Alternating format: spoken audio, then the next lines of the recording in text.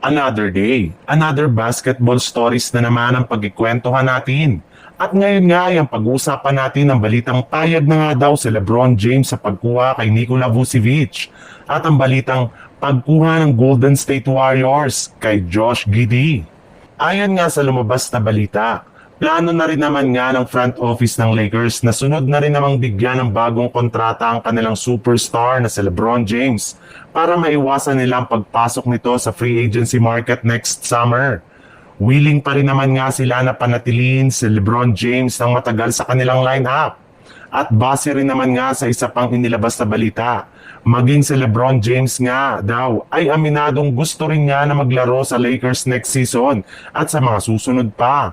Ngunit gagawin lamang nga daw po yan kung sakasakali man na masatisfy siya sa mabubuo pang bagong lineup ng Los Angeles Lakers. Well, sa ngayon nga ay binabantayan pa rin naman nga daw ni LeBron ang mga ginagawang move ng Lakers kung makakakuha pa sila ng bagong player sa free agency market at trade market. At isa nga sa mga player na pinaniniwalaan na gusto ni LeBron James na makuha ng Lakers ngayong off-season ay walang iba kundi ang center na si Nikola Vucevic. Mismong si LeBron na nga daw ang nagsabi na gusto niya na makabuo ang Lakers ng tatlong center sa kanilang frontcourt. Katulad na lang na nagawa nila taong 2020 na siyang nagbigay sa kanila ng kampyonato. Sa ibang balita naman, naibalita na nga noong nakarang araw na sinigurado na nga ng Golden State Warriors ang sign and trade deal kay Jonathan Kuminga. Dahil gusto pa rin naman nga nila ito na panatilihin sa kanilang lineup kahit anuman ang mangyari.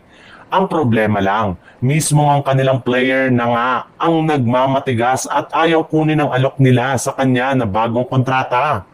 Kaya dahil dyan, ay mapipilitan talaga ang kanilang front office na ituloy ang sign and trade deal ni Kuminga as soon as possible.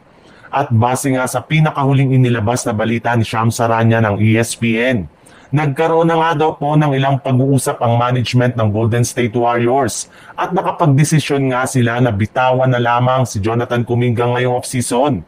In fact, binabalaka na nga nila itong gamitin bilang trade asset para makuha ang kanilang kasalukuyang target na si Josh Giddey na siyang binigyan na nila ngayon ng interes. As of now nga, ay sinusubukan na nga ng front office ng Golden State Warriors na makipag-usap at makipagnegosasyon sa management ng Chicago Bulls. And since nga isa rin naman itong restricted free agent na hindi pa rin itong pagpirma ng kontrata ay makukuha lamang ito ng Golden State Warriors sa pamamagitan ng isang sign and trade deal.